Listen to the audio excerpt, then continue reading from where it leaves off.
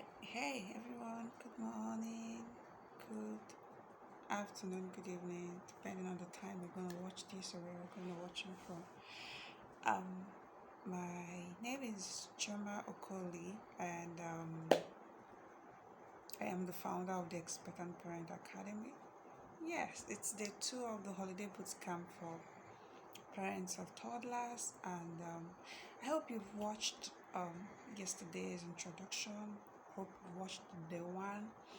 Hope we're able to sit down with it and actually um, um, had a mental picture of what the holiday should look like for you and your toddler.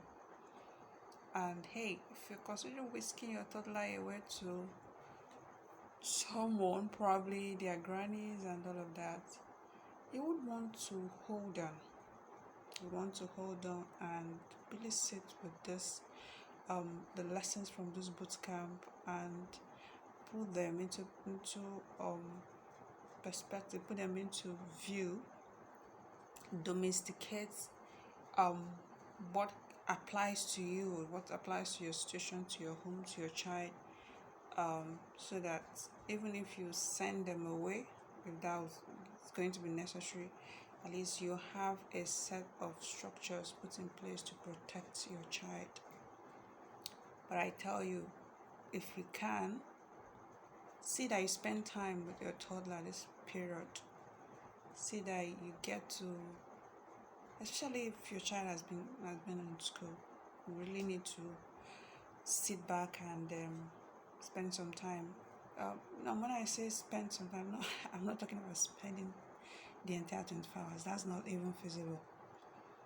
For today's task, which is day two, we're looking at you observing your child. And so for like 10 to 15 minutes, observe your child interact, especially if there is other siblings around. Allow your child interact. I don't mean allow them sit in front of a television. No, I mean allow them play, or you can engage in a play like you can play Ludo. Yes, toddlers play Ludo. I play with mine. Now, of course, the Ludo that toddlers are able to play is not the same with adults. So, what I try to achieve in by playing Ludo with my kids is to get them to know, wait for their turns. My son, who will be 4 years old in August, is able to wait for his turn, and that's okay. But my daughter, who is 1 year plus, about to be 2 years, finds difficult to stay still and wait for her turn. So in the process of the playing, she's always crying, she's always fighting to grab the cup and all of that. Yeah, I've actually seen improvement in her being able to sit and wait for her turn, but it's not perfect and we're still working on it. So when you engage in some of these games, they are not going to play it as perfect as you, the adult, is going to enjoy. The aim is for you to sit back and observe your children. Know what stage they are in the developmental spectrum of social skill, of psychological strength, and all of that. And again, do not think that toddlers are too small for this. Those of us who are parents of toddlers and started this journey of being intentional with our children, I promise you that if you continue on this path, in a few years to come, you will enjoy something that those who have older children now and didn't have the opportunity of starting early didn't get to enjoy. All right? So, let's go straight to the conversation for today. So, I'm saying you're going to observe your children or your child for a period of 10 to 15 minutes. Observe him or her interact with other people. And if you have one child at the moment, observe your child interact alone with toys, or you simulate a play depending on the age that you know that your child can participate in. If your child is still very tender, like a neonate or less than 6 months, or you can just hold the child close, say nice words to him or her, look into his or her face, make gestures and all of that.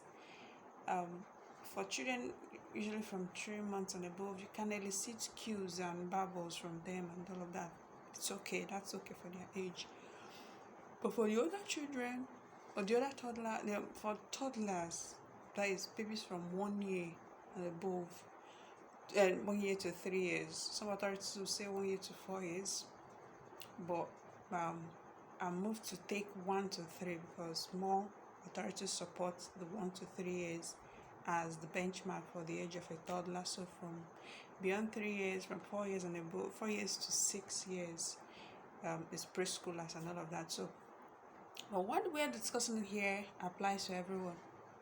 Yeah, it applies to a child on every spectrum, especially those beyond 3 years of age. So you want to sit back and observe your child or children. Are they showing any signs of aggression? Are they speaking in insulting words? How do they react to their sibling? How do they react to the younger or the old one? You want to know if your child, aside the words they're using, do they easily are they easily moved towards bullying or hitting the other sibling or the other friend, whoever that is around, and all of that. Now, why you want to observe these things is to know, to brainstorm the possible source or origin of this behavior.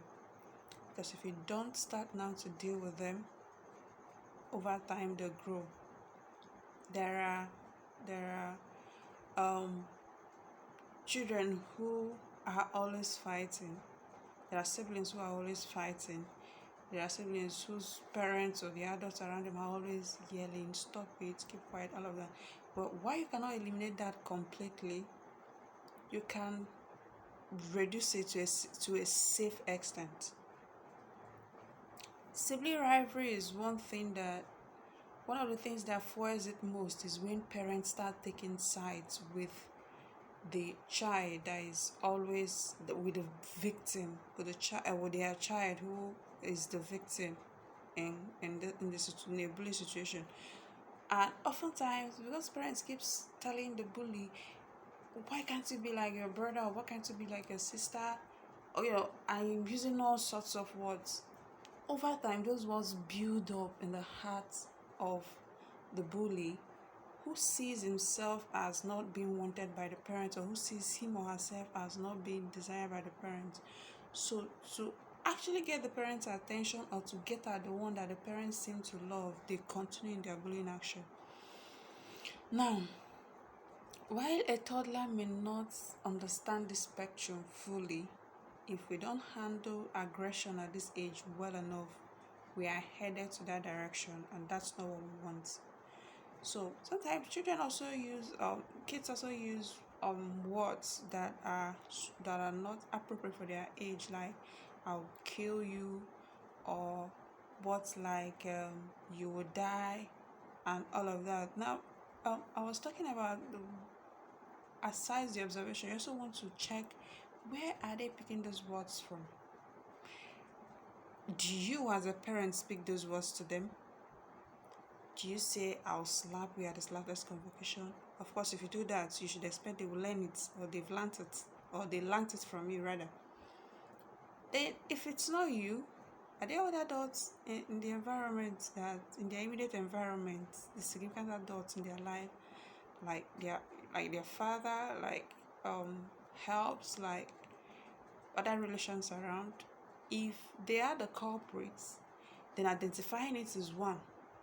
That is, if you've not identified it before, identifying it is one. Then you sit back and know how to address it. Then number 3 is, if you expose your children to screens, television, cartoons, and all of that, and if that's where they picked those words from, then you need to start early to address it. I know that there are cartoons where they include characters and statements like a girl saying, "I don't want you to call me a he or a she, I'm yet to decide what I am," blah blah blah blah. Then you're exposing your child to LGBTQ materials. Except that is okay by you, really, except that's okay by you, it means you need to look into the cartoons they watch, reduce the time, change the, you just need to do some you just need to do some activities, and you need to be fast about that. So the essence of the observation is to get to understand your child, get to understand what they've learned, probably things you're not comfortable with, brainstorm what the source or sources are, and then you make moves to curtail it while it's still early. Now, there are parents who resent their children for one reason or the other, especially because the child has persistently continued to do one particular thing the parent is trying to correct them. Now, why I understand the place of being angry at your child, resenting your child because of something they do that probably it's not even their fault because you never taught them. It's not the child's fault, it's more of the fault of the parents. And because resentment is a bad thing, it's a terrible thing to have for anyone, your spouse or your children. But one of the things I want to achieve in this bootcamp is to take away whatever it is that can make you resent your child. So, um, in summary, you're going to observe your child today for a period of 10 to 15 minutes.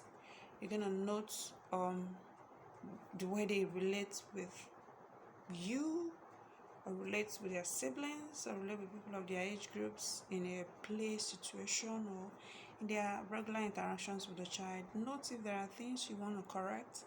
Set out the opposite of what you want, and then get to work on, at least you know what is expected, you know who to talk to, you know what to remove, you know what to add, and stuff like that. So share in the group what your learnings are. After your observations, share what you've observed in your child in the group, and let's have the conversations in there. Once again, my name is Choma Okoli. Thank you for being on this journey with me. I'm also going to do the same thing with my own children. Yeah, I'm also a mother. Don't forget that. I'm also a parent. So I'm not just teaching you, I'm also doing them too for my own children. So thank you, and do have a wonderful day.